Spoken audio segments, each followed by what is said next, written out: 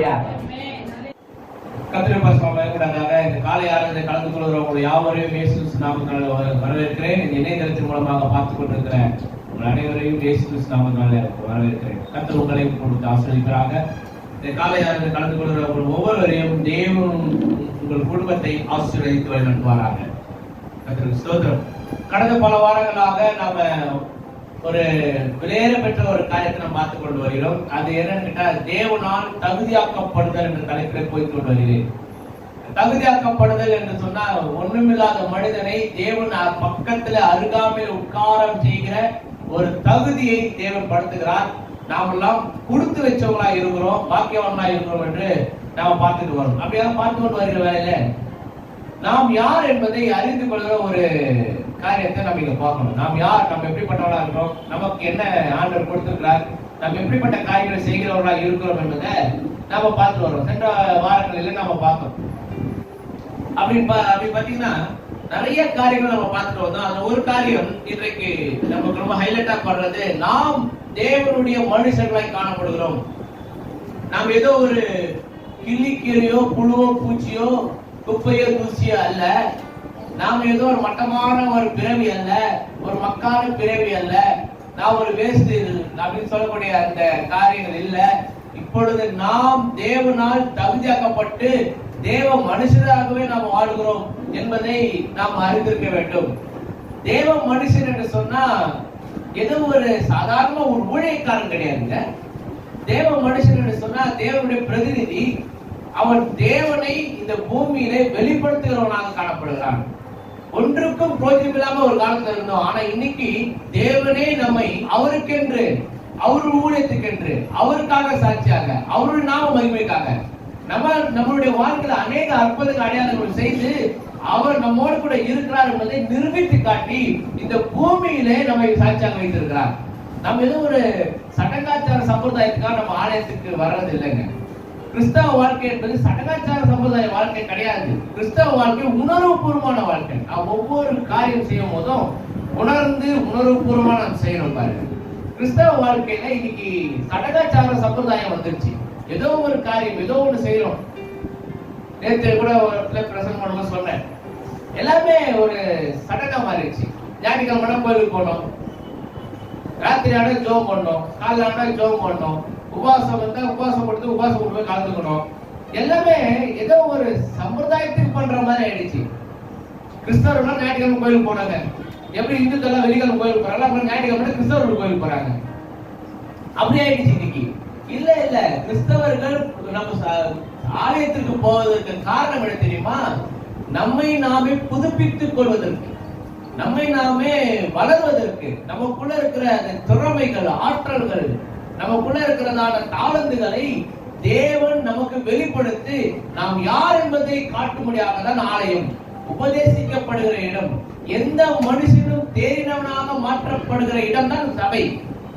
ஒன்றுக்கும் பிரோஜனம் இல்லாதவன் சபைக்கு வருவானே, ஆனால் அவன் சபையிலே தன்னை குறித்து மேன்மையாக எண்ணுகிற ஒரு வாய்ப்பை கற்றுத் தருகிறார். அவன் மேன்மையாக எண்ணும் போது அவரால் எல்லாம் செய்ய முடியும் என்று அவனுக்குள்ளாக ஒரு எண்ணம் வருகிறது. அப்படின்னா சபை உயிரோட்டம் உள்ள ஒரு காரியத்தை நமக்கு கற்பிக்கிறது. சபை உயிர் இல்லாதவர்களுக்கு, ஜீவன் இல்லாதவர்களுக்கு ஜீவனை தருகிறது. அல்லேலூயா. எனக்கு தெரியாது பிரதர், எனக்கு தெரியும் பிரதர் மாற்றுகிறது தான் சபை. எனக்கு ஒண்ணுமே தெரியாது பிரதர், நான் யாரு பிரதர், ஒண்ணுமே தெரியாது பிரதர். இல்ல சபைக்கு வந்தா கர்த்தர் உங்களை போதித்து நடத்துகிறார். எதுவுமே தெரியாது நீங்க சொல்லக்கூடாது. எனக்கு ஜெபம் பண்ண தெரியாது, எனக்கு பைபிள் வாசிக்க தெரியாது, எனக்கு எதுவுமே தெரியாது நம்ம சொல்லவே கூடாது, சொல்லவும் முடியாது. சொன்னா அவங்க சபையில ஒழுங்கா கேட்கலன்னு அர்த்தம். எனக்கு ஜெபிக்க தெரியாதுன்னு சொன்னா அவங்க சபைக்கு வர்றதுல பிரோஜனம் இல்லைன்னு அர்த்தம். ஏன்னா ஜெபிக்க தெரியாம சபைக்கு போய் என்ன பண்ண போறீங்க? எனக்கு ஜெபிக்க தெரியாது பிரதர், கர்த்தரோட பேச தெரியாதுன்னு அர்த்தம். கர்த்தரோட பேச தெரியலன்னா எப்படி உங்களுக்கு பதில் கிடைக்கும்? எப்படி உங்களுக்கு சுகம் கிடைக்கும்? எப்படி உங்களுக்கு வாழ்க்கையில மாற்றம் வரும்? ஆண்டவர்கிட்ட எனக்கு பேசவே தெரியாதுன்னா பேசினாதானே கிடைக்கும். ஆண்டவர் சொன்னார், கேளுங்க அப்போது உங்களுக்கு கொடுக்கப்படும். அப்ப நான் கேட்கவே எனக்கு தெரியாதுன்னா எப்படி கொடுப்பாரு? அப்ப சபை அதை கற்றுக்கொடுக்கிற ஒரு இடமாக காணப்படுகிறது. ஊக்குவிக்கிற இடம், மட்டம் தட்டுற இடம் இல்ல. சபை ஒருவரை ஊக்குவிக்கிற இடமா இருக்கிறது, உயர்த்துகிற இடமா இருக்கிறது. அவனுடைய சிந்தனையில், அவனுடைய செயலில், அவனுடைய வாழ்க்கையில் அவர் உயர்த்தப்பட வேண்டும் என்ற ஒரு மேலான நோக்கத்தை அவன் இருதயத்தில் பதிக்கிற இடம் தான் சபை. அல்லேலூயா. யாரையும் குற்றம் தீர்க்கிறதுக்கோ, நியாயம் தீர்க்கிறதுக்கோ, பழி வாங்குறதுக்கோ அல்லது குத்தி காட்டுற இடம் சபை கிடையாது. ஒருவேளை எடுக்கிற மெசேஜ் மூலமாக குத்தப்படலாம், எனக்கே பேசுற மாதிரி இருக்குது, என்னையே குத்தி காட்டுற மாதிரி இருக்குது அப்படின்னு நினைக்கலாம். பைபிள் அப்படிதான், வேதாகம் அப்படிதான், பிரசங்கம் அப்படிதான். அது உங்களுக்குள்ளே உணர்த்துதல் வறுமையானால் என்ன பத்தியே பேசுற மாதிரி இருக்குதே நீங்க நினைச்சீங்கன்னா, ஆம், அது உங்களை பற்றி தேவன் உங்களோடு கூட பேசிக் கொண்டிருக்கிறார். அல்லேலூயா. என்கிட்ட என்ன பத்தி சொல்ற மாதிரி இருக்கு, என்னையே குத்தி காட்டுற மாதிரி. குத்தி காட்டுறதுல திருந்துவதற்கு, மாற்றம் வருவதற்கு, ஒரு மாற்றத்தை கொண்டு வருவதற்கு தேவனே உங்களோடு கூட பேசிக் கொண்டிருக்கிறார். இங்க யாரையும் நியாயத்திற்கிற அதிகாரம் எனக்கு கிடையாது, யாரையும் நல்லவங்கள மாத்துற அதிகாரம் எனக்கு கிடையாது. யாராலையும் யாரையும் மாத்த முடியாது, யாரையும் திருத்த முடியாது, யாரையும் திருத்த முடியாதுன்றீங்க. ஆனா திருந்தணும். அப்ப பிரசங்கமும் அப்படிதான். போதிக்கப்படுகிற வேலையிலே தேவன் எல்லாரோடும் கூட பேசுகிறார். ஆனால் ஒருவருக்கு மாத்திரம் அது உள்ள ஆழவர் பதிமையானால் அவர்கள் தேவனால் அங்கீகரிக்கப்படுகிறார்கள் என்று அர்த்தமாகிறது. அவருக்குள்ள இருக்கிற ஒரு மாற்றத்தை கத்த விரும்புறாரு. வெளியே வரணும், அவன் அதுல இருந்து வெளியே வரணும், அந்த பிடியில இருந்து வெளியே வரணும், அந்த எண்ணத்துல இருந்து வெளியே வரணும், அவருக்குள்ள ஒரு பெரிய மாற்றம் வரணும்னு ஆண்டவர் விரும்புகிறார். அதனாலதான் ஆண்டவர் பேசும்போது நமக்கு உள்ள குத்துது, இருதயத்துல குத்துது, உணர்த்தப்படுகிறோம், தொடப்படுகிறோம். ஒரு விஷயம் நீங்க புரிஞ்சுக்கணும், சபையில யாரை பத்தி நியாயத்திற்கிற இடம் சபை கிடையாது, மாற்றத்தை உண்டு பண்ணுற சபை. அல்லேலூயா. சபைக்கு வந்தா என்ன இருக்கணும், வளர்ந்திருக்கணும், உயர்ந்திருக்கணும், எண்ணங்கள் மாறி இருக்கணும், பேச்சுக்கள் மாறி இருக்கணும், செயல்கள் மாறி இருக்கணும், நோக்கங்கள் மாறி இருக்கணும், வெளிப்பாடு வந்திருக்கணும், நான் யாருன்னு தெரிஞ்சிருக்கணும், எனக்கும் ஆண்டவருக்குள்ள உறவு என்னன்னு தெரிஞ்சிருக்கணும், நான் என்ன பேசினா என்ன ஆண்டவர் கேட்பாரு, எனக்கு எப்படி பதில் கொடுப்பாருன்றது தெரிஞ்சிருக்கணும். சபை அதுக்காக வைக்கப்பட்டிருக்கிறது. ஒரு காலத்துல சபை இருந்தது, குற்றவாளிகளாக நியமித்த சபைகள். ஆதி திருச்சபையில நீங்க எல்லாம் பாவிகள், எப்பவுமே பாவிகள் தான் அப்படின்னு சொல்லி பாவத்தை குறித்து மேன்மை பாராட்டின சபை. ஆனால் இப்பொழுது பாவத்திலிருந்து விடுதலையாக்கப்பட்டோம் என்பதை அறிவிக்கிற சபையில நாம் உட்கார்ந்திருக்கோம். இயேசு கிறிஸ்து வந்த பிறகு அப்படிப்பட்ட ஒரு அறிவிப்பை தான் ஆண்டவர் கொடுத்தாரு. அப்படிப்பட்ட ஒரு சபையில காணல. அதுவும் ஆண்டவர் சிலுவையில மரித்து ரத்தம் சிந்தின பிறகு சபை விடுதலையாக்கப்பட்டது. எல்லாரும் பரிசுத்தமாக்குவதற்கு ஒரு வழி, இயேசு ரத்தத்தால் சுத்திகரிக்கப்பட்டு பரிசுத்தமாக்கப்பட்டீர்கள். அப்ப பரிசுத்தமே இல்லாத என்னை தேவன் பரிசுத்தமாக்குறார். எப்படி? நான் ஆண்டவர் ஏற்றுக்கொண்டது நிமித்தம் உடனே என்னுடைய வாழ்க்கையில் ஒரு பரிசுத்தம் நடக்கிறது, என் வாழ்க்கையில ஒரு மாற்றம் வருகிறது, நான் தேவனால் மாற்றப்பட்டிருக்கிறேன் என்பதை நாம் சொல்லுகிறவர்களா இருக்க வேண்டும். நீ கிறிஸ்தவர்கள் வாழ்க்கை அப்படிதான் மாறும். சடங்காச்சார சம்பிரதாய கிறிஸ்தவ வாழ்க்கை, சும்மா சபைக்கு போற கிறிஸ்தவ வாழ்க்கை, சும்மா சபைக்கு போயிட்டு சும்மா கோயில் போயிட்டு விளையாண்டு இருக்க முடியாது. மனசே சரியில்லை அதுக்காக கோயில் போயிட்டு விளையாண்டு இருக்க முடியாது. அதுக்காக சபைக்கு போறது இல்லைங்க. கரெக்ட், மனசு சரியில்லைன்னா சபைக்கு வந்தா மனசு ஆறுதல் கிடைக்குது, நல்லதான். ஆனா அதுவே ஒரு காரணமா இருக்க கூடாது. சபைக்கு போவதற்கு ஒரு ஆர்வம், ஒரு ஆவல். என்ன ஆவல், என்ன ஆர்வம்னா நம்ம சபைக்கு போய் கத்துக்கலாம், அவங்க சொல்லிக் கொடுப்பாங்க, கத்துக்கலாம், தெரிஞ்சுக்கலாம், இவங்களை பத்தின ஒரு காரியத்தை தெரிஞ்சுக்கலாம். ஒரு மனதுல ஒரு ஒரு உணர்வு, நான் என்ன கத்துக்கலாம், எப்படா ஞாயிற்றுக்கிழமை வரும், என்ன எப்படி கத்துக்கலான்ற ஒரு உணர்வோடு கூட நம்ம இருப்போம். ஏன்னா அதுதான் சபை, அதுதான் சபைக்கு போகிறது. சபைக்கு போகிறது சும்மா கிடையாதுங்க. ஒவ்வொரு வாரம் ஒவ்வொரு கற்றுக்கொள்கிறோம், நம்மை நாமே தெளிவுபடுத்திக் கொள்கிறோம். நமக்குள்ள ஒரு தெளிவு வரணும். எத்தனை பேர் தெளிவா இருக்கீங்க இது வரைக்கும்? அல்லேலூயா.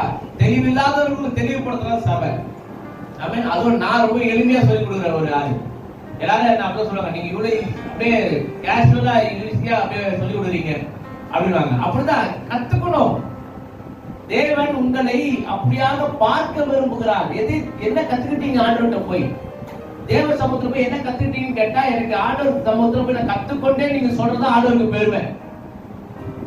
சும்மா நான் சபைக்கு போனேன், ஆண்டவர் தெரியும், ஆண்டவர் வார்த்தை தெரியும், எனக்கு பைபிள் தெரியும், எனக்கு ஜெபம் தெரியும், நான் அப்படி வாழ்றது சபை இல்லைங்க, அப்படி வாழ்றது வாழ்க்கை இல்லைங்க. தேவனோடு கூட ஐக்கியம் கொண்டா எனக்கு நான் என்னெல்லாம் செய்ய முடியும்.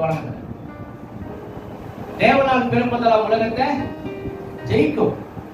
அப்ப இங்க வந்து ஒவ்வொருவரும் தேவனால் பிறந்திருக்கீங்களா இல்லையா? அப்போ உலகத்தை ஜெயிக்கக்கூடிய அந்த திராணி நமக்கு வரணுமா இல்லையா? அப்ப என்னுடைய ஜெபத்தின் வல்லமை என்னன்னு எனக்கு தெரியணுமா இல்லையா? அப்ப நான் ஜெபித்தா ஜெயம் எடுப்புன்ற ஒரு நிச்சயம் இருக்கணுமா இல்லையா? அப்போ சொல்றாரு, தேவனால் பிறப்பத உலகத்தை ஜெயிக்கும், என்னுடைய விசுவாசமே உலகத்தை ஜெயிக்கிறேன்.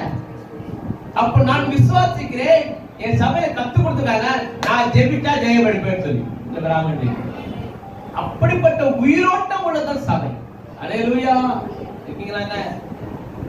அப்போ உபதேசம் என்பது ஒரு மனிதனை உயிர்ப்பிக்கிறது. தேவனுக்குள்ளாக எப்படி வாழ வேண்டும், தேவனுக்குள்ளாக எப்படி கட்டப்பட வேண்டும், தேவனுக்குள்ளாக எப்படி நிற்க வேண்டும், தேவனுக்குள்ளாக எப்படி மகிமைப்படுத்த வேண்டும், தேவனோடு கூட எப்படி ஐக்கியம் கொள்ள வேண்டும்.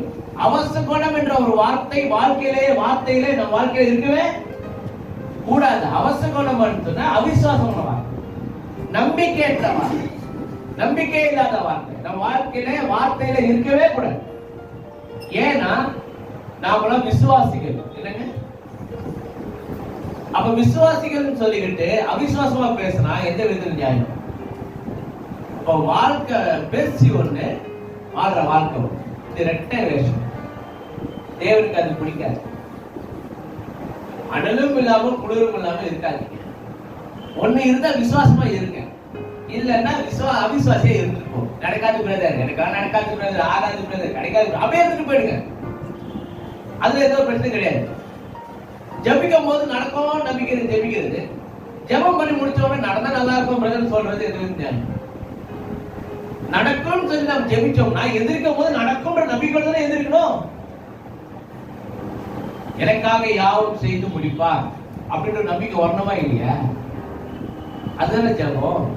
யார்கிட்ட சொல்லிருக்கீங்க? ஆண்டவர்கிட்ட சொல்லுங்க, எங்க அப்பா கிட்ட சொல்லிருக்க, கண்டிப்பா எங்க அப்பா பார்த்து சொல்லணுமா இல்லையா? நடந்தா நல்லா இருக்கும், கிடைச்சா நல்லா இருக்கும், ஆனா நல்லா இருக்கும்னா அப்ப நான் ஜெபத்து பலன் என்ன? அப்ப எனக்குள்ள நம்பிக்கை இல்லை, எனக்குள்ள தைரியம் இல்லை, என் ஜெபத்துக்கு பதில் கிடைக்குமோ கிடைக்காதுன்னு தெரியல அப்படின்னா அந்த ஜெபம் வேஸ்ட், அப்பவே போயிடுச்சு. நான் சொல்லியிருக்கேன், ஆண்டவர்கிட்ட சொல்லியிருக்கேன், ஆண்டவர் பார்த்துக்கிறேன்னு சொல்லியிருக்காரு. எப்ப சொன்னாரு? சொல்லியிருக்காரு. எத்தனை பேர் சொல்ல முடியும்? அல்லேலூயா. எப்பவுமே நீங்க ஜோம் பண்ணா அது ஜோம் பண்ணுங்க. ஆண்டவர்கிட்ட சொல்லியிருக்கேன், அவர் பார்த்துக்கிறேன்னு சொல்லியிருக்காரு. சொல்லுவீங்களா? அப்படி நீங்க எதுதான் ஆண்டவர்கிட்ட சொல்லலாம், எந்த காரியங்களும் ஆண்டவர்கிட்ட சொல்லலாம், எதுதான் ஆண்டவர்கிட்ட பேசலாம். ஆண்டவர் உங்களை சொல்ற வார்த்தை நான் பார்த்துக்கிறேன்.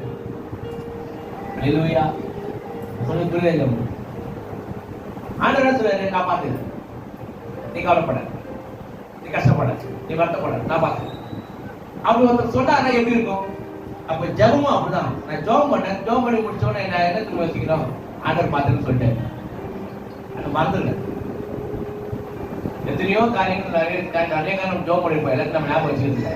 ஆனா இந்த ஆண்டவர் எல்லாத்தையும் ஞாபகம் வச்சு, நீங்க மறந்தாலும் அவர் மறக்க தேவை. தேடி கண்டுபிடிச்சு ஒரு நாள் காரியம் நடந்துடும். ஏன் இப்ப இது நடந்துச்சு, நான் எப்போ கேட்டது ஏன் இப்ப நடந்துச்சுன்னா அது அப்பதான் நடக்கும். என் தேவன் எனக்காக யாவும் செய்து எத்தனை தெரியும். அப்ப அதுல நான் உறுதியா இருக்கிறேன்னு சொன்னா என் ஜபத்தை உறுதியா இருக்கிறான். அப்போ தேவனுடைய பிள்ளைகளா இருக்கிற நாம சட்ட சடங்காச்சாரங்களுக்கு முக்கியத்துவம் கொடுக்காம, சடங்காச்சாரமான ஆராதனைக்கு முக்கியத்துவம் கொடுக்காம, சடங்காச்சாரமான கிறிஸ்தவ வாழ்க்கைக்கு முக்கியத்துவம் கொடுக்காம, கர்த்தரோடு கூட நான் இருக்கிறேன் என்ற நம்பிக்கையோடு கூட வாழ வேண்டும். அப்பதான் நான் தேவனால் பிறந்தது, நான் அப்பதான் தேவனுடைய பிள்ளை, தேவனுடைய மனுஷனை நான் வாழ முடியும். சும்மா சடங்காச்சாரமா வாழ்ந்து நான் தேவனுடைய மனுஷன் சொன்னா அது எந்த விதத்துல நியாயமே கிடையாது, ஒத்துக்கவே முடியும். அடுத்தது கேட்பேன், விசுவாசத்தால் நீங்க என்னெல்லாம் சாதிச்சீங்க, என்னெல்லாம் பண்ணீங்க, என்னெல்லாம் முடிச்சிருக்கீங்க இது வரைக்கும் அப்படி கேட்க தோணும். அப்போ நம்மளுடைய வாழ்க்கை, நம்மளுடைய ஜீவிதத்துல தேவனால் தகுதியாக்கப்படுவது முதல்ல ஃபண்டமெண்டல் பேசிக்கிறேன் தெரியுங்களா? முதல்ல இருக்கக்கூடிய ஒரு பேசிக்கான ஒரு விஷயம், தகுதியாக்கப்பட்டிருக்கேன் என்ற உணர்வு நமக்குள்ள வரணும். இயேசுவை ஏற்றுக்கொண்ட உணர்வு இல்ல, நான் தேவனால் தகுதியாக்கப்பட்டிருக்கேன் உணர்வு. ஒன்னுத்துக்கும் பிரயோஜனம் இல்லாதவன் நானு.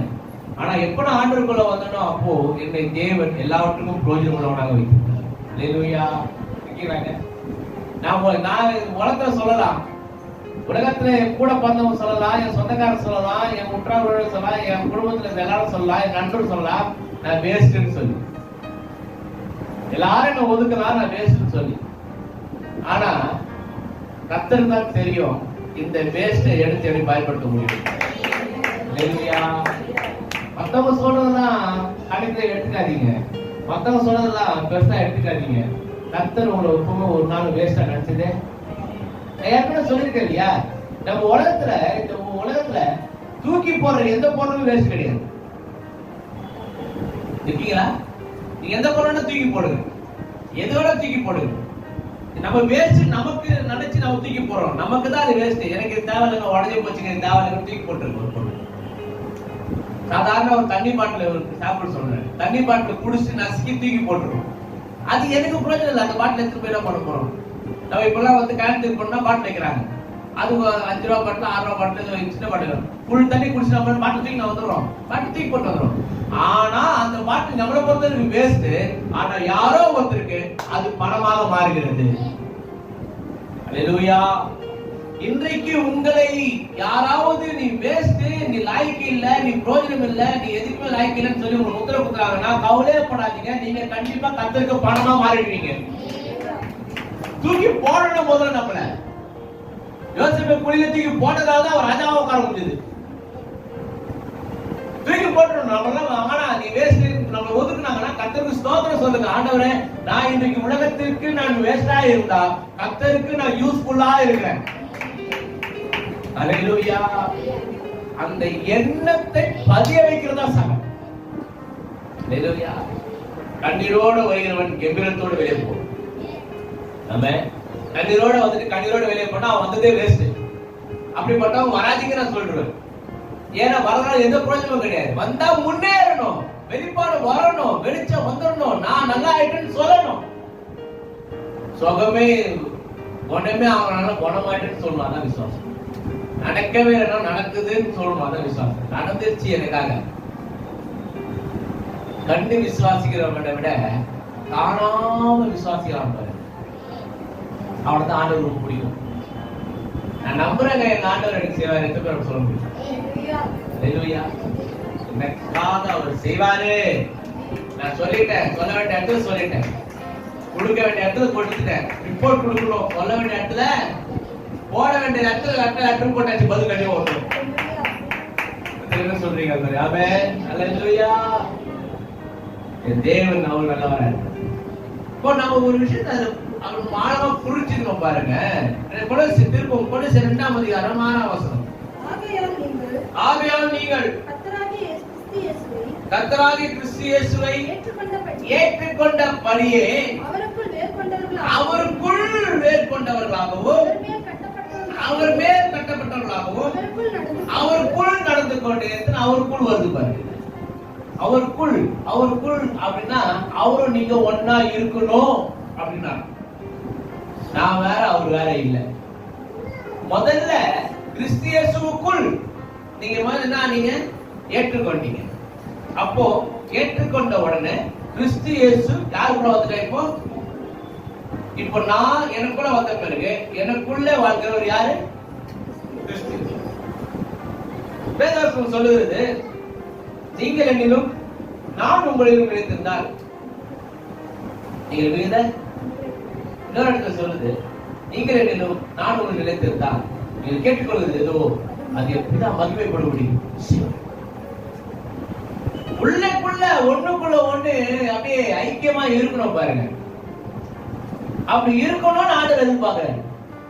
அதை வெளிப்படுத்துற சபை. நான் எங்க இருக்கிறேன்? ஆண்டவருக்குள்ள இருக்கேன் இல்லையா? சும்மா ஆண்டவருக்குள்ள இருக்கிறேன்னு சும்மா வேஷம் போட்டா பிரயோஜனம் கிடையாது. ஏதோ ஒரு வெள்ளை கலர் ட்ரெஸ் போட்டுட்டா ஆண்டவருக்குள்ள இருக்குன்னு அர்த்தம் கிடையாது. வெள்ளை புடவை கட்டா ஆண்டவருக்குள்ள இருக்குன்னு அர்த்தம் கிடையாது. வெள்ளை சிப்பா வெள்ளை வேஷ்டி கட்டா ஆண்டவருக்குள்ள இருக்குன்னு அர்த்தம் கிடையாது. வெள்ளை கலர் ட்ரெஸ் போட்டா ஆண்டவருக்குள்ள இருக்குன்னு அர்த்தம் கிடையாது. வெள்ளை கலர் பேண்ட் போட்டு ஊழியம் பண்ணா ஆண்டவருக்குள்ள இருக்குன்னு அர்த்தம் கிடையாது. சபைக்கு போன வேணாலும் போடணும்னு சொன்னா ஆண்டவருக்குள்ள இருக்குன்னு அர்த்தம் கிடையாது. மேல போற துணி மூலமா ஆண்டவருக்குள்ள இருக்குன்னு வெளிப்படுத்த முடியாது. மேல போற வேஷத்து மூலமா ஆண்டவருக்குள்ள இருக்குன்னு அர்த்தம் கிடையாது. ஆண்டவருக்குள்ள இருக்குன்னு அர்த்தம் எங்க இருந்து வரணும்? இங்க இருந்து வரணும். ஹalleluya. எங்க வரணும்? உள்ளத்துல இங்க இருந்து வரணும். அதான் நீங்க உங்க உள்ளத்தில் புதிதான ஆவி உள்ளவர்களாக இருக்கிறீர்கள். எங்க? இங்க இருந்து புதுசா மாறி. அப்ப இங்க சொல்றாரு, நீங்க கிறிஸ்தியசுக்குள்ளாக நீங்க எப்படி இருக்கிறீங்கன்னா, நீங்க எப்படி ஏற்றுக்கொண்டபடி அவருக்குள் வேர் கொள்ளணும். வேர் கொள்ளணும்னா என்ன? வேருடைய வேலை அந்த மண்ணில் இருக்கிற சத்தை உறிஞ்சி மேல, அந்த மண்ணுக்கு மேல இருக்கிற தண்டுக்கோ இலைக்கோ கிளைக்கோ அனுப்புறதுதான் வேருடைய வேலையே. இப்ப தெரிஞ்சிட்டு இருக்கீங்க, வேருக்கு என்ன வேலை? சத்த உறிஞ்சி, தண்ணீரை உறிஞ்சி, அதுல இருக்க கனிம பொருள் உறிஞ்சி, அந்த செடி வளரத்துக்கு தேவையான ஆற்றலும் வல்லமைகளையும் உறிஞ்சி அந்த செடி மேல ஆரோக்கியமா பச்சை பசேல்னு உறுதியா வளர்வதற்கு வேர் ரொம்ப ரொம்ப முக்கியம். ரொம்ப ரொம்ப முக்கியம். வேர் இல்லைன்னா செடியால நிக்க முடியாது. வேர் இல்லைன்னா செடியால வளர முடியாது. வேர் எவ்வளவு தடிசா, எவ்வளவு ஆழமா உள்ள இறங்கி இருக்குதோ அவ்வளவு மேல அவ்வளவு உயரமா வளரும். அதனாலதான் அந்த பேஸ், அந்த ஒரு ஃபண்டமெண்டலை வச்சுதான், அந்த ஒரு தேரியை வச்சுதான் வீடு கட்டுறாங்க. பேஸ்மெண்ட் போடுறாங்க பாத்தீங்களா? கடற்கால்னு ஒண்ணு போடுறாங்க. எதுக்கு தெரியும் கடற்கால் போடுறாங்க? எவ்வளவு ஆழத்துக்கு கடற்கால் போடுறீங்களோ அவ்வளவு ஹைட்டுக்கு நீங்க பில்டிங் கட்டலாம். இது சேம் அந்த வேருடைய ஃபண்டமெண்டல் தான். இந்த எந்த அளவுக்கு ஆழத்துல நம்ம கடற்கால் போடுறோமோ அந்த அளவுக்கு பில்டிங் மேல எழுப்பிக்கிட்டே போகலாம், ஸ்ட்ராங்கா நிற்கும், சாயாது, விழுந்துராது. இது அங்கதான் கண்டுபிடிச்சாங்க. மேலோட்ட கட்டணமா விழுந்துடும், ஆழத்துல இருந்து கட்டணம்னா கண்டிப்பா விழாதுன்றதை கண்டுபிடிச்சிட்டு இதை வச்சுதான். அப்போ ஒரு ஒரு செடியுடைய வேர் எந்த அளவுக்கு ஆழமா இருக்கும், அந்த செடியுடைய ஸ்ட்ரென்த் பேலன்ஸ் அந்த அளவு இருக்கும். இப்போ பாத்தீங்கன்னா இந்த கீரை நம்ம பார்த்திருப்போம். கீரை எல்லாம் வேரோட புளி தான் கொடுக்குறாங்க, கட் பண்ணி கொடுக்குறது இல்லையா? வேரோட. அது எப்படி வேரோட புண்ணு வந்துருந்தது? எப்படி வந்துருது? அந்த வேருடைய அழுத்தம் குறைவாக இருக்கிறதுனால, அந்த வேர் சரியாக அந்த மண்ணை புடிச்சு நிக்காதனால அது புழுனோட என்ன ஆயிடுது, டக்குன்னு வந்துருது. மரத்தை அப்படி புடிக்க முடியுமா? நம்மள தெலுங்குபட ஹீரோவா நம்ம நேரம் பணம் பார்த்து அப்படியே புடிக்கி அப்படி சொல்ல போறது கேக்குறேன். தென்னை மரத்தை அப்படியே புடிக்கிற முடியுமா? தெலுங்குபட புடி பாத்துருக்கீங்க? சொல்லுங்க, ஏன் முடிய மாட்டேது? நீங்க இந்த மரம்லாம் அந்த புயல் காத்துனால வந்து மரம் சாய்ச்சது பாத்தீங்கன்னா, நீங்க பாத்துருக்கீங்க நிறைய மரம் சாய்ச்சி இருக்கும். ஆனா அதே இடத்துல நிறைய மரம் நிற்கும். ஒரு சில மரம் தான் சாய்ச்சி இருக்கும். அதுக்கு ஏன் அப்படின்றது நீங்க எங்க கவனிச்சு பார்த்துருக்கீங்களா? அந்த மரம் சாய்ச்சதுக்கான அர்த்தத்தை பார்த்துருக்கீங்க, எங்க பார்த்துருக்கீங்களா? அதெல்லாம் கிடையாது. மரம் சாதிச்சோம், ஒரு நாள் மரம் தெரியுமாங்க, எத்தனை வருஷம் மரம் தெரியுமாங்க, 150 வருஷம் மரமா பிரதர் சாதிச்சோம். இப்படியே பேசிட்டே இருப்பாங்க. ஏன் சாதிச்சு கேட்கறது? அது போய் பார்த்தீங்கன்னா வேரோட சாட்சி இருக்கும். நல்லா போய் பாருங்க, வேரோட சாட்சி வேறுதான் வெளியே தெரியும். ஆனா அதுல ஒரு ஆணி வேறுன்னு ஒண்ணு இருக்கும் பாருங்க. அந்த ஆணி வேறு அது இருக்காது, கொஞ்சம் பார்த்துக்கோங்க. அந்த ஒரு ஆணி வேர் தான் நீட்டா நீளமா ஆழமா போகக்கூடிய ஆணி வேறு. அந்த மரம் சாயத்துக்கு மெயின் காரணம் வேர் வந்து சரியானபடி அந்த நிலத்தில ஊனி நிக்காதனாலதான் காத்தடிச்சு. ஆனா அது பக்கத்துல இன்னொரு மரம் ஸ்ட்ராங்கா நிற்பாரு. அவருக்கு காரணம் அவனால ஆழமா போயிட்டான்னு அர்த்தம். சோ வேர் கொள்ளணும் அப்படின்னு சொன்னா, வேதாகமத்துல ஆண்டவருக்குள்ளாக அவ்வளவு ஒரு ஐக்கியம் கொண்டவர்களாக ஆழமாய் தேவனை அறிந்தவர்களாய் வாழ வேண்டும். அப்போ எந்த அளவுக்கு நீங்க அறிந்திருக்கிறீங்களோ, எந்த அளவுக்கு நீங்க ஆழமா புரிஞ்சு வச்சிருக்கீங்களோ, எந்த அளவுக்கு ஆண்டவரோட கூட நீங்க இருக்கிறீங்களோ, அப்போ நீங்க அசைக்கப்படாமல் உறுதியாய் இருப்பீர்கள். ஒரு எப்படி ஒரு மரத்துக்கு ஒரு வேர் முக்கியமோ அப்படியே ஒரு கிறிஸ்தவ வாழ்க்கைக்கு ஒரு வேர் முக்கியங்க. அதனால அங்க சொல்லப்பட்டது, நீங்க என்ன சொல்லுங்க பாருங்க, அவருக்குள் வேர் கொண்டவர்களாகும். யாருக்குள்ள? ஆண்டவராக இயேசு கிறிஸ்துவுக்குள்ளாக வேர் கொள்ளன்னு சொன்னா எந்த ஒரு பிரச்சனை வந்தாலும் ஈஸியா சாச்சிடுவோம். ஒரு சோதனை வந்தா விழுந்துருவோம், பிரச்சனை வந்தா விழுந்துருவோம், நம்பிக்கை இல்லாம விழுந்துருவோம், தைரியம் இல்லாம விழுந்துருவோம், சின்ன ஒரு காத்தடிச்சல விழுந்துருவோம். அப்புறம் எப்படி புயல் காத்து நிக்கிறது? சின்ன ஒரு பிரச்சனை வந்தாலும் உடஞ்சி போயிடுறது. மனசே உடஞ்சி போச்சு பிரதர், ஒரே துக்கமா இருக்குது பிரதர், ஒரே கவலையா இருக்கு பிரதர். ஏன்? சின்னதா ஒரு காத்து அடிச்சிச்சு, சாதிச்சு மரம். ஏன்னா ஆண்டவருக்குள்ள வேர் கொள்ளாததுனால. இதே நீங்க ஆண்டவருக்குள்ள வேர் கொண்டு இருந்தீங்கன்னா எல்லா பிரச்சனையும் அதை எதிர்க்கிறவர்களாகவும் அதை ஒன்றுமில்லாமலாக்கிறவர்களாகவும் அதிலிருந்து உங்களை நீங்களே காப்பாற்றிக் கொள்கிறவர்களாகவும் இருப்பீர்களே. மனசு உடஞ்சு போக மாட்டீங்க. யாராவது ஒரு இதெல்லாம் சொல்லிட்டா உடனே மனசு உடஞ்சு போயிடும். அவங்க வேஸ்ட் ஆகப்படுது, மனசே உடஞ்சு போயிட்டு. ஏன் மனசு உடஞ்சு? அப்படி ஆண்டவருக்குள்ள நீங்க வேர்கொள்ளன்னு அர்த்தம். உங்களுக்குள்ள தைரியம் இல்லைன்னு சொன்னா ஆண்டவருக்குள்ள வேர்கொள்ளன்னு அர்த்தம். உங்களுக்குள்ள நம்பிக்கை இல்லைன்னு ஆண்டவருக்குள்ள வேர்கொள்ளன்னு அர்த்தம். உங்களுக்குள்ள விசுவாசம் இல்லைன்னு ஆண்டவருக்குள்ள வேர்கொள்ளன்னு அர்த்தம். அழகான் படகுல ஆண்டவர் இயேசு தூங்கி கொண்டிருக்கும் போது சீசர்கள் அபோதிமன் கத்தும் போது எதிர்ச்சி வந்து காற்றையும் கடலையும் அகற்றிட்டு சீசர்களை பார்த்து ஒரே ஒன்று சொன்னாரு, அற்ப விசுவாசிகளே, ஏன் இன்னும் வேர்கொள்ளாம இருக்கிறீங்க? நீ செத்தா நானே சாவ, போட்ல நீ என்ன நானும் தான் இருக்கிறேன், நான் தூங்கி இருக்கிறேன், கத்திட்டு இருக்கிறேன். அவ்வளவு வித்தியாசம்.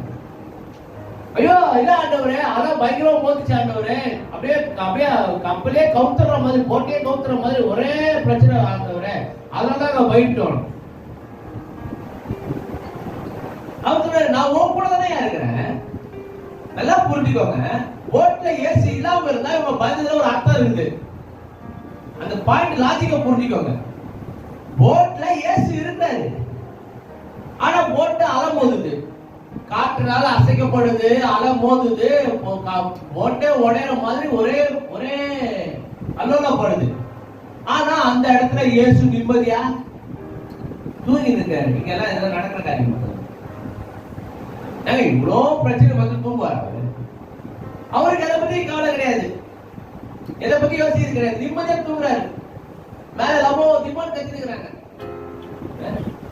நான் கேட்கிறேன், அவர் இயேசு கிறிஸ்து தேவனுடைய ஆவியினால் நடத்தப்படுறவரு, அவருக்கு தெரியாது அது நடப்பண்ணு? முன்கூட்டியே தெரியாதா? ஹலோ இருக்கீங்களா? இயேசுக்கு தெரியுமா தெரியாதா? போட்ட போறோம், புயல் வீச போகுது, அலை அடிக்க போகுது, தத்தளிக்க போகுது, தெரியுமா தெரியாதா? அது தெரிஞ்ச நிம்மதியா போய் பார்த்துட்டேன். வந்தா பாத்துக்கலாம், வரட்டும் பாத்துக்கலாம். மேல கிரிச்சிட்டு அப்போது கத்தலானுக்கும், கத்திட்டே இருக்கானு கண்டிக்கிற மாதிரி தரல. ஒருத்த ஓடி போய் சொல்றா, ஆண்டவரே நல்லா தூங்கி நிக்கிறீங்கப்பா, நாங்க வந்து மடிகிறோமே. அந்த வசனத்தை பற்றி தெரியும் உங்களுக்கு. ஐயோ நாங்க சாக போறோமே.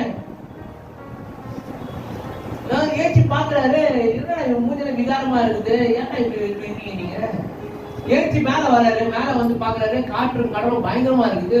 அவருக்கு ஒரு கோவம் வந்துச்சு. தூக்கத்துல கழிச்சு விட்டாங்களா? பயங்கர நம்ம தூக்கத்துல ஏற்பட்ட எப்படி கோவம் வரும் தெரியுமா?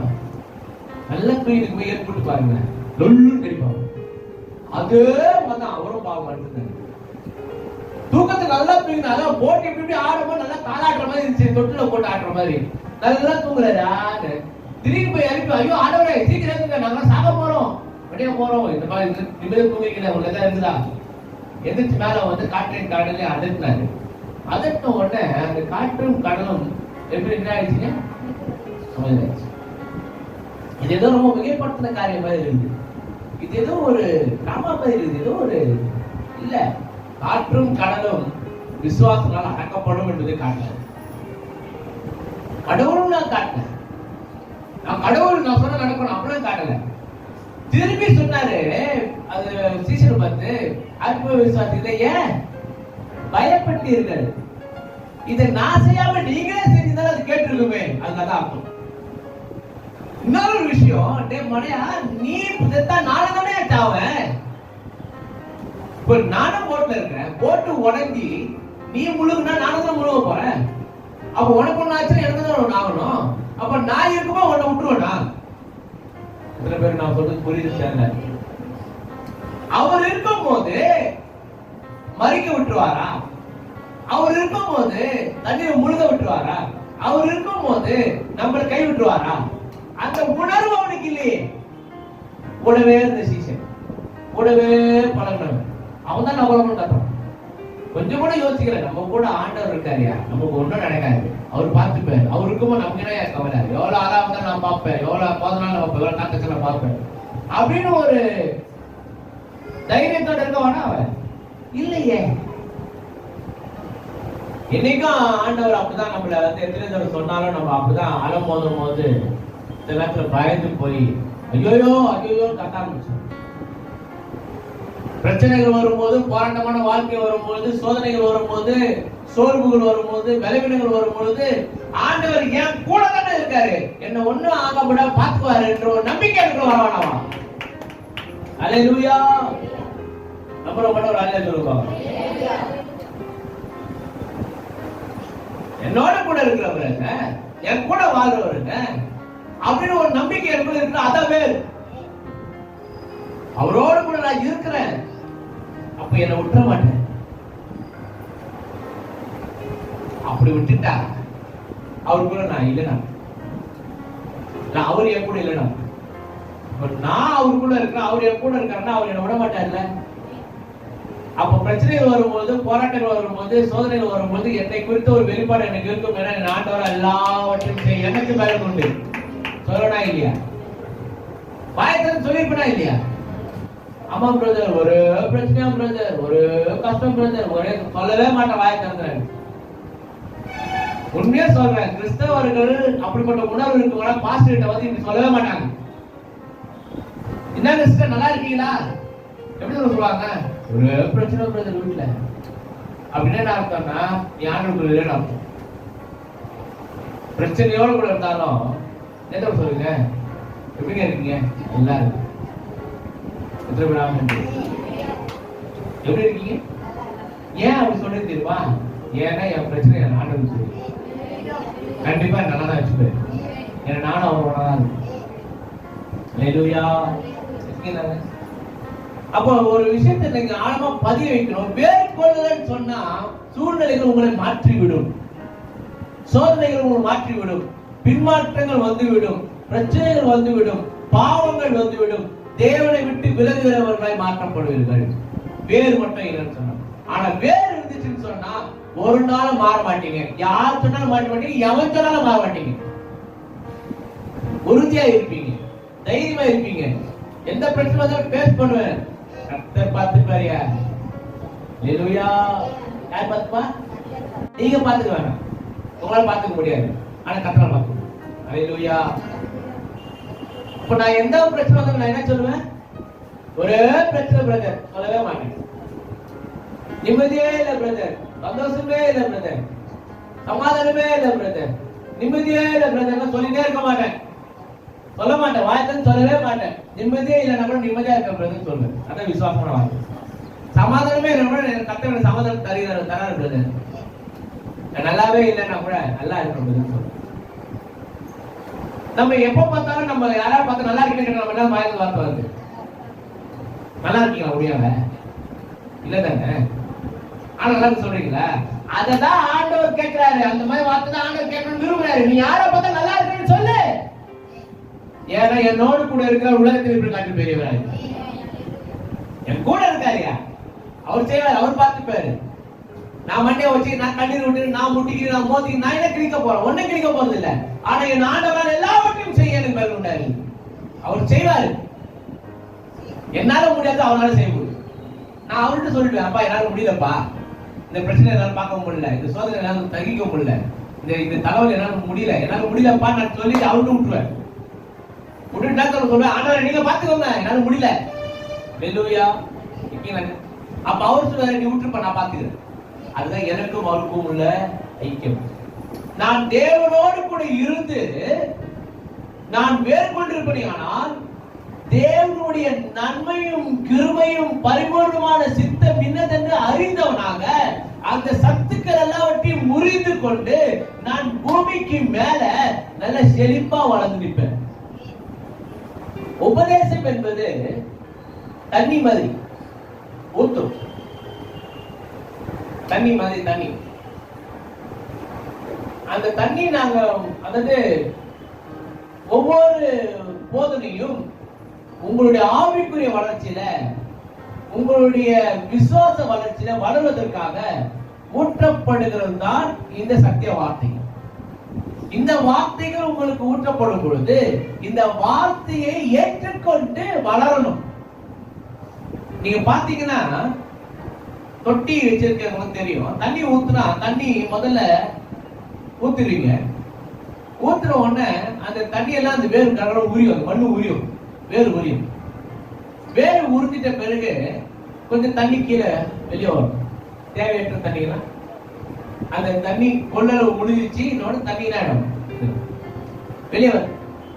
இதுதான் ஆண்டவர் போதனைகள் போதிக்கப்படும் பொழுது நீங்க ஃபுல்லா ஆயிட்டீங்கன்னா, கரைஞ்சிட்டீங்கன்னா உங்கள இருந்து தானா வெளிப்படும். அந்த வார்த்தை உங்களுக்கு இருந்து வெளியே வரும். நீங்க நம்பிக்கையா பேசுவீங்க, தைரியமா பேசுவீங்க.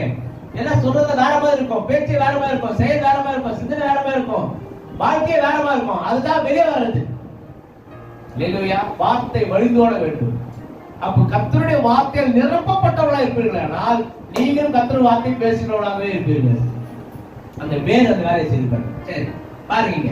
வேர் கொண்டவர்களாகவும் அவர் மேல் கட்டப்பட வேண்டும். அவர் தான் அவர் மேல கட்டப்படணும். அவர் மேல கட்டப்படணும்னா ஸ்ட்ராங்கா இருக்கணும்னு சொல்றாரு. அவரையே உறுதியாய் பற்றி கொண்டு அவர் மேல நம்ம என்ன பண்ணுமா, நிலை நிற்கணும். கட்டப்படுதுன்னா நிலை நிற்கிறது, அசைக்கப்படாமல் உறுதியா. அவர் விட்டு விலகிடக்கூடாது. பிரச்சனை வரும்போது, சோதனை வரும்போது, உலகப்புறமான காரியங்கள் வரும்போது அவரை விட்டு விலகி போயிடக்கூடாது, அவரை விட்டு தூரமா போயிடக்கூடாது. அவரோடு கூட ஐக்கியப்பட்டவர்களா இருக்கணும். கட்டப்படும் அவருக்கு, அவர் மேல் கட்டப்பட்டவர்களாகவும் அவருக்குள் நடந்து கொண்டு, அவருக்குள்ள. அப்ப அவருக்குள்ள நம்ம நடந்துக்கிறோமா? கொஞ்சம் யோசிச்சு பாரு. அவருக்குள்ள நீங்க நடக்கிறீங்களா? நடக்கணும், நடக்கணும். அதுக்காக தான் நீங்கள் போதிக்கப்பட்டபடியே விசுவாசத்தில் உறுதிப்பட்டு ஸ்தோத்திரத்தோடு அதுல அப்பதான் வளரணும். வளர்வீர்களாக வளரணும், ஆண்டவருக்குள்ள வளரணும். நேற்று எப்படி இருந்தீங்களோ அப்படி இன்னைக்கு இருக்கக்கூடாது. போன வருஷம் எப்படி அப்படி இந்த வருஷம் இருக்கக்கூடாது. இந்த வருஷம் எப்படி அடுத்த வருஷம் நீங்க இருக்கக்கூடாதுங்க. போன மாசம் எப்படி அப்படி இந்த மாசம் நீங்க இருக்கக்கூடாதுங்க.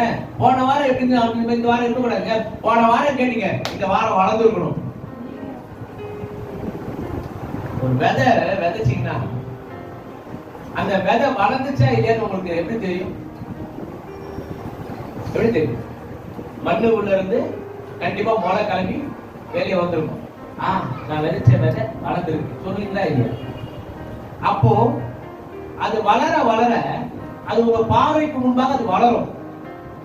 தண்ணி ஊத்துறீங்க வளருது, தண்ணி ஊத்துறீங்க வளருது, தண்ணி ஊத்துறீங்க வளருது. வந்து ஒரு செடியா நிக்குது.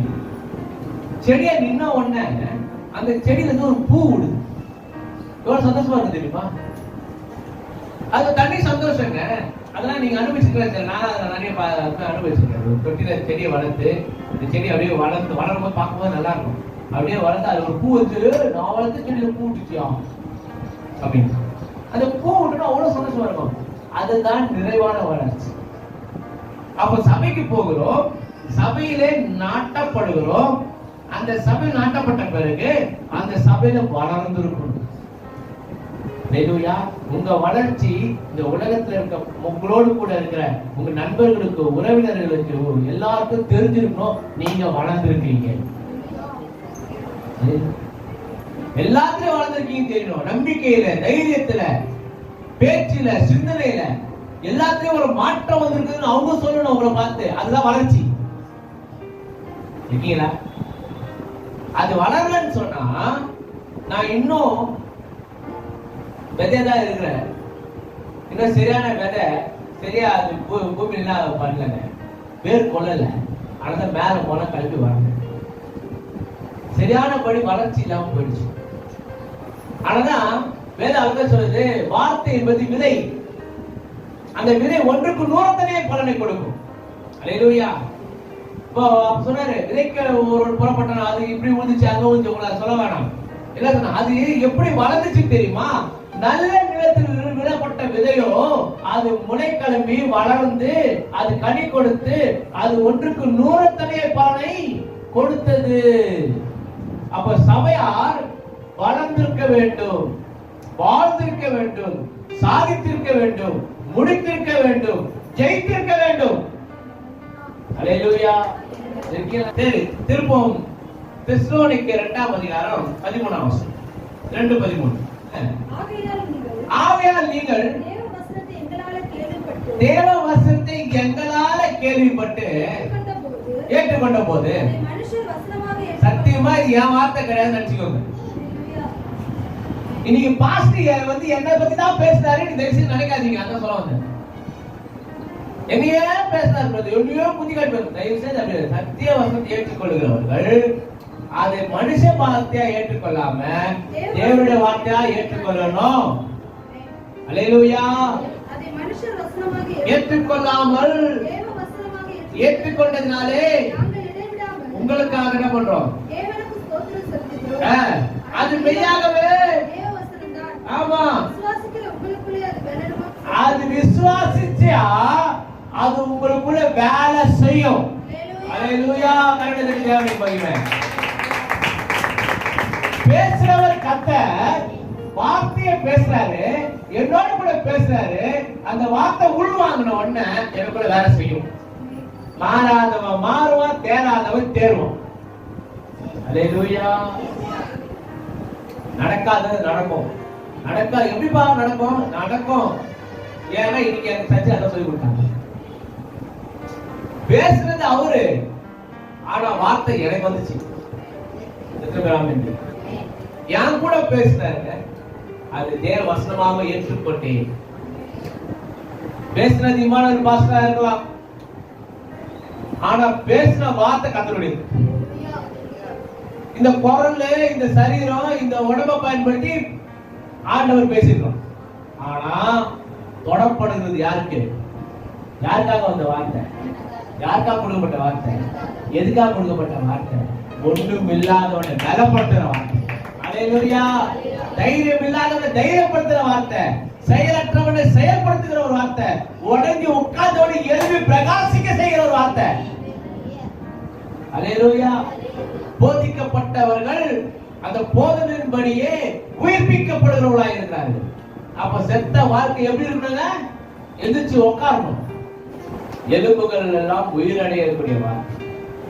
எலும்புகளை பார்த்து பேசி எலும்புகள்லாம் ஒன்னோட ஒன்று சேர்ந்து போய் அது உயிரோடு உள்ள ஒரு சேனையாக எழுந்து நின்றது என்று ஒரு அர்த்தம். நான் உங்களுக்கு எலும்புதான், எதுவுமே இல்ல, எலும்புகளா இருந்துச்சு. கத்த கொண்டு போய் எடுத்தாரு எலும்பு மத்தியில. என்ன பாக்குற? எலும்பு பாக்குறேன். என்ன எலும்பு? எல்லாம் மனுஷ எலும்பா இருக்குது. சண்டை போட்டிருக்காங்க, ஒரே எலும்பு குவியலா இருக்குது. எல்லாம் அழுகி போய் எலும்பு எலும்புக்குள்ள எலும்புதான் இருக்கு, ஒண்ணுமே கிடையாது. ஆண்டவர் கேட்கிறாரு அவரை பார்த்து, எப்பா நீ சொல்லு உயிரடையுமா? எனக்கு தெரியல ஆண்டவர். இல்ல நீ சொல்லுப்பா உயிரடையுமா? உயிரடையுமான்னு கேட்டா எப்படி? பாக்குறதா எலும்பு கூட இருக்குது. அதுவும் ஒரு எலும்பு ஒரு இடத்துல இல்ல, ஒவ்வொரு இடத்துல ஒவ்வொன்று இருக்குது. இது யாருடைய எலும்பு யாருடைய எலும்பு எனக்கு எப்படி தெரியும்? அது எப்படி உயிரடைந்தாலும் யாருடைய எலும்பு இருக்கும்? லெப்ட் ரைட்ல ரைட் லெப்ட்டுக்கு போய் என்ன பண்ணுறது தெரியாது ஆண்டவர். அப்படி என்ன சொல்றான்? தெரியல ஆண்டவர், இதெல்லாம் நடக்குமான்னு தெரியல. தெரியும். அப்போ ஆண்டவர் சொன்னாரு, நீ அந்த எலும்புல பார்த்து பேசு. ஒண்ணுமே சொல்ல, நீ அந்த எலும்பை பார்த்து பேசு. ஆண்டவர் பேசல, யார் பேசுறது தெரியுமா? கண்ணால பாக்குறாங்க பாருங்க.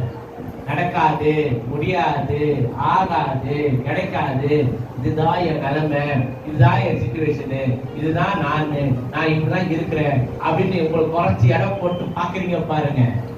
அந்த பார்வையில இருக்கிறவங்க பேச வைக்கிறேன். நீ வாயில பேசு. நீ எது நடக்காதுன்னு நினைக்கிறியோ நடக்கும்னு பேசு, ஆகாது நினைக்கிறோம் ஆகும்னு பேசு, கிடைக்காது கிடைக்கும்னு பேசு, நடக்காதுன்னு எதுவுமே உனக்கு இல்லையா, எனக்கு எல்லாம் இருக்குன்னு பேசு. யாரு பேசணும்? யாரு பாக்குறாங்களோ அவங்க தான் பேசணும். நான் வேலைக்கு ஆக மாட்டேன், நீ தான் பேசணும். நான் பிரயோஜனம் இல்லை, நீ தான் பேசணும். நீ பேசணும்னா வேலை ஆகாது. நான் உனக்கு வேலை செய்து நான் ரெடி, அற்புதத்தை செய்து நான் ரெடி, ஆனா வாயை திறந்து பேசுறது நீ ரெடியா? என்னைக்கு உங்க வாயை திறந்து உங்க பிரச்சனையை பார்த்து நீங்க பேசுறீங்களோ, உங்க சூழ்நிலையை பார்த்து நீங்க பேசுறீங்களோ, அன்னைக்குதான் மாற்றமே வரும். அல்லேலூயா, அல்லேலூயா. வார்த்தை வாயிலிருந்து வராம வாழ்க்கை மாறவே மாறாது. எப்பவும் மாறாது. அப்போ நம்ம சூழ்நிலையை பாக்குறது இல்லைங்க, நம்ம எதை பாக்குறவங்க? கர்த்தருடைய வார்த்தை விசுவாசத்துல வாங்க. பக்கத்து வீட்டுக்காரர் எதை பாக்குறாங்கன்னு தேவை, நான் எதை பாக்குறேன்னு பக்கத்து வீட்டு தான் பார்க்கணும். அல்லேலூயா. அவன் சொல்றது, அவன் பேசுறது, அவனுக்கு அவன் பண்றதை கேட்டுட்டு நான் வாங்கினா எனக்கு நான் என்ன பண்றேன் என்ன பண்றேன்னு அவன் பார்த்துட்டு பாருங்க. அவனுக்கு முன்னாடி நான் எடுத்துக்காட்டா இருக்கணும். அவனுக்கு நம்பிக்கை இல்லை, எனக்கு நம்பிக்கை இருக்கு. அவன் பாக்குறான் எப்படி நடக்கும், இது எப்படி ஆகும், எப்படி இது ஆகணும், என்ன தைரியத்தை நம்ம பண்றான், என்ன தைரியம் இருக்குது. நாம தைரியமா தான் இருக்கிறேன். என்ன தைரியம் இருக்குது? ஆண்டவர் என்னோட கூட இருக்கா, தைரியம் இருக்கு. ஹல்லேலூயா. இருக்கீங்களாங்க? என்ன தைரியம்? என்ன மாதிரி என்ன தைரியம் உனக்கு இருக்கு? ஆமா தைரியமா தான் இருப்பேன், ஆண்டவர் என்னோட கூட இருக்கேன். அப்புறம் தைரியமா தான் இருப்பேன். இருக்கீங்களாங்க? அப்ப உடஞ்சி போய் உட்கார வேண்டிய அவசியம் எனக்கு இல்ல. கையம் உடையணும். ஒருவேளை என்ன உடைச்சு உட்கார வச்சாங்கன்னு வச்சுக்கோங்களேன், என் மனசை உடைச்சிட்டாங்க, என்ன மட்டம் தட்டிட்டாங்க, என்ன மட்டமா பேசிட்டாங்க, என்ன அழ வச்சுட்டாங்க, என்ன ஓரம் கட்டிட்டாங்க, எல்லாம் நடக்கட்டும். நடக்கணும். நடந்த பிறகு நீங்க ஒண்ணு சொல்லணும், நான் விழுந்தாலும் விழுந்துருச்சு. ஹல்லேலூயா. நான் ஓரம் கட்டப்பட்டாலும் நான் மறுபடியும் மேல ஓடுவேன். அதை நான் சொல்லி தெரியவான், அவங்க பார்த்து தெரிஞ்சுக்கணும். ஹல்லேலூயா. இருக்கீங்களாங்க? அப்ப நம்ம வாழ்க்கை, நம்ம ஜீவிதத்துல ஒரு விஷயத்தை நம்ம புரிஞ்சுக்கணும். நான் சூழ்நிலையை பார்க்கிறவன் கிடையாது, கர்த்தருடைய வார்த்தையை பார்க்கிறேன். நான் பிரச்சனையை பார்க்கிறவன் கிடையாது, கர்த்தருடைய சமூகத்தை பார்க்கிறவன். எனக்கு எப்படி நடக்கும்னு எனக்கு தெரியாது, ஆனா நடக்கும்னு மட்டும் எனக்கு தெரியும். எத்தனை பேர் அல்லேலூயா சொல்ல போறீங்க? எத்தனை பேர் ஆமென் சொல்ல போறீங்க? எத்தனை பேர் கரங்களை தட்டி மகிமைப்படுத்த போறீங்க?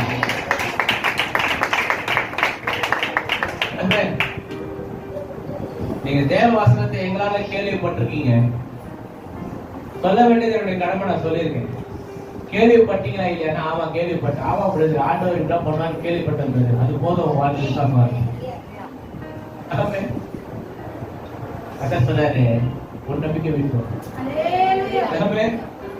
நான் நம்புறேன். எதை நம்புறேன் தெரியுமா? கர்த்தருடைய வார்த்தை நம்புறேன், வசனத்தை நம்புறேன், ஆண்டவர் நம்புறேன். அப்ப கண்டிப்பா என் நம்பிக்கை வீடு. நான் மனுஷன் நம்புற வீணா போயிடுவேன், ஆனா கர்த்தரை நம்புற வீணா போகவே மாட்டேன்.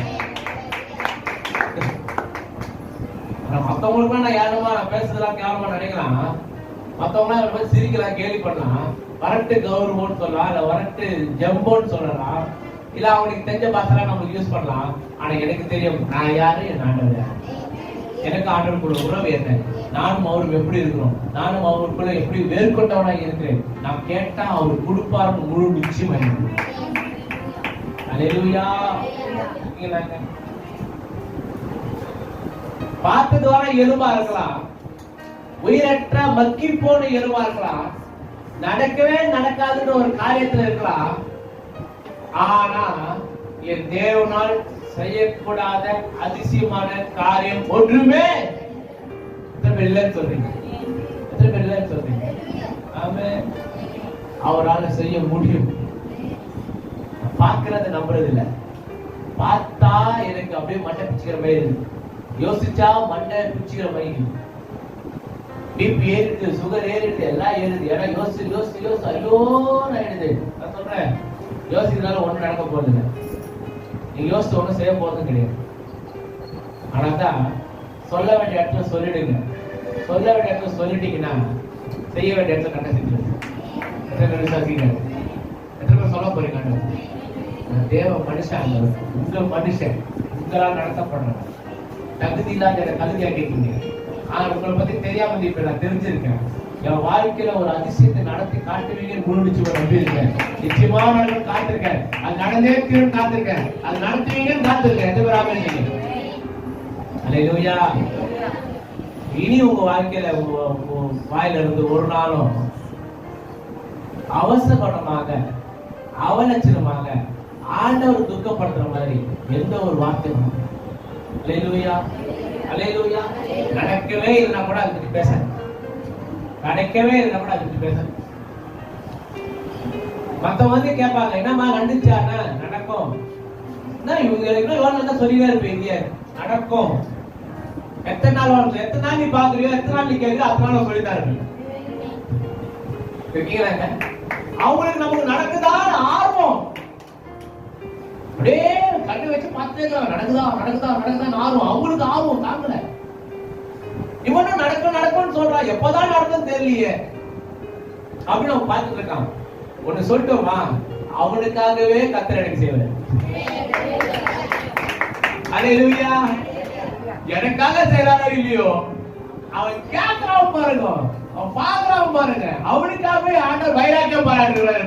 அவன் இதுக்காக செய்யல, அவனுக்கு தேவன் ஒருவரே எனக்கு சகாயம்.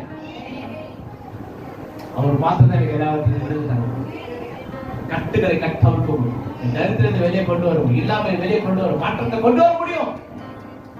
விசுவாசிக்கிறீங்களா? மாற்றம் வரும் விசுவாசிக்கிறீங்களா? அப்ப இப்பத்துல இருந்த மாற்றத்தை பாருங்க, தரிசனமா பாருங்க. உங்ககிட்ட வந்தா எப்படி இருக்குமோ அப்படி பாருங்க, நடந்தா எப்படி இருக்குமோ அப்படி பாருங்க, நடந்தா எப்படி இருக்குமோ அப்படி பாருங்க. உங்க முன்னாடி நிக்கிறத பாருங்க, நீங்க பார்த்துட்டே இருங்க, அது அப்படியே நிக்கும் முன்னாடி.